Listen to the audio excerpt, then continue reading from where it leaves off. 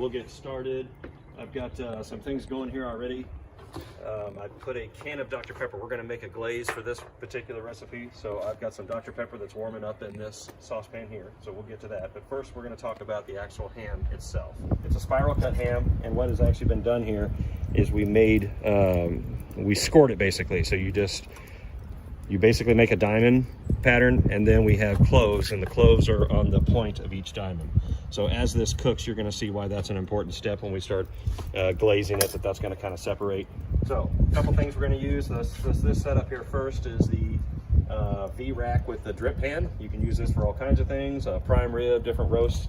Works great for that. So everything, when I start basting it, it's going to fall down into that pan, and I'm not making a huge mess. It gives a little bit of airflow underneath the ham as well. Another little trick here I've got set up, we're at 345 degrees. I'm going to let that kind of dial down to 325 for this recipe. You can go slower than that on a ham. If you wanted to do 250 degrees, you can as well. But we're going to shoot for 325, so that'll come down here shortly. This has two probes. I've got this one ready to go in the meat, and I'm going to plug it in here. So it's reading 345 on the internal temperature of the egg. And then when I plug this in, we're going to actually keep an eye on the internal temperature of the ham. The reason why I'm doing that, it's beautiful outside today. Who knows what Sunday's going to bring. If you're doing your ham on Sunday, it could be cold. I think it might be rain in the forecast. In that case, I'd rather probably watch from inside. So I just want to kind of figure out where the center of the ham is going to be and measure that off. Get right down in the middle, make sure I don't hit the bone, and just get it to about there, should be dead center. So we're going to shoot, basically ham is already cooked, we're warming it up. So we're going to shoot for an internal temperature of about 140 degrees. So that's going to take a little while to get there, but this is handy. You can take this anywhere in the house, 300-foot range, and I can watch both. And we're going to go ahead and put the ham on. I'll kind of show you our setup. You see the smoke coming out. So I've got my V-rack, my drip pan. It's easier if you do this after.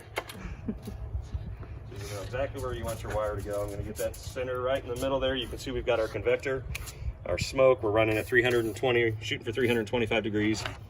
And then I'll just run this wire along here so it comes out close to my transmitter. And then that'll give a reading. So that obviously it just went down because I opened the lid. That'll come up. We're 36 degrees inside that ham, shooting for 140. Okay, so we'll move over here. What I've got here is my skillet going on the Mini-Max, or not my skillet, I'm sorry. My pan, and I've got a can of Dr. Pepper. This recipe is so good, and it's gonna make it smell pretty good out here too. So my ingredients that are gonna go in: 3 full cups of brown sugar. You did put Dr. Pepper in already? Yes, Dr. Pepper. This is an empty can. You can see I wanted to get that started because this actually has to reduce. Actually, let's do our brown sugar next.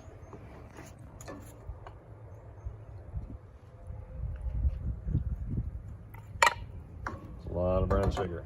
But this is going to make a glaze. It's got a red color to it. You'll see. We'll go off while this is cooking later, and then come back so you can see the finished product. So here I have 3 tablespoons of apple cider vinegar,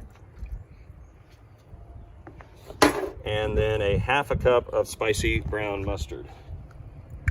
Not something I would ever put on a dish, but I can tell you it does do just great in this recipe. So I'm going to incorporate this, and we're going to bring this to a boil.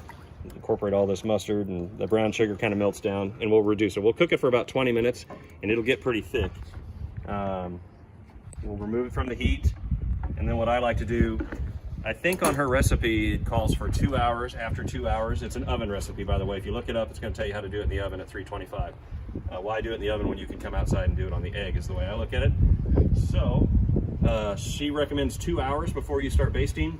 I recommend, I'm probably going to give it about 30 minutes, and then I'm going to start doing the baste. So what I'll do is that will reduce down. Then I've got this handy little, I can even put this on the egg sometimes to keep it warm. Put it in here, and then I've got my basting brush. So once we get to that point, while we're not on video during that time frame, every 20 minutes I will baste the outside of the ham to try and get a glaze. Start to steam here pretty good. Again, that was a whole can of Dr. Pepper. I think Pioneer Woman says you can use Coca-Cola as well. I have only used Dr. Pepper. It's just got a beautiful color to it. The goal here is going to be the glaze. And again, what we'll do with that, I'm going to bring that to a boil, because we're about done. I think we talked about everything there. I'm gonna bring this to a boil and then cook it. Once it's boiling, I'm gonna cook it for about 20 minutes to actually reduce it down. We'll probably reduce it down half of that to where I think normally I end up with one of these full and just a little bit left over. And then in the ham itself, every 20 minutes, I'm gonna wait about a half an hour, and then every 20 minutes, I'm just gonna go out and hit it with the brush, all sides, and baste it to try and get that glaze. You'll see when we'll go off camera, and then we'll come back and actually show you the end result. We are now complete. It's been about 3 hours, I think just over 3 hours since we put everything on. So we talked about, I've got the other the receiver is inside, but we're reading 329 still on the inside of the egg and 144 degrees on the actual ham itself. So shooting for 140 is done, so 144 is perfect. Again, ham is cooked, it's just a matter of reheating it. So this is nice, it's out here if we're outside, but we're able to keep an eye on it while we were indoors.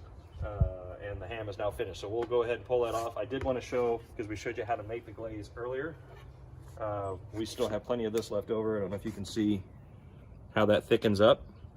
Again, that was Dr. Pepper, a bunch of brown sugar, like 3 cups of brown sugar, spicy brown mustard, and apple cider vinegar. So this stuff thickens up real nice. It is tasty. So it's good when you have this left over, because this obviously is the next step that we would want to do. We'll go ahead and pull the ham off and see what we got. It was basted, kind of backtracking what we did here. The ham went on, and after the first hour or so of cooking the ham, we started at 325 degrees. We started basting it every 20 minutes. Toward the end, you can do it even more frequently because you're trying to get that glaze on the outside, almost like candy. So I'm gonna pull this off. Let's set it here where we can take a look. Again, just a little over 3 hours. Yeah, that's beautiful.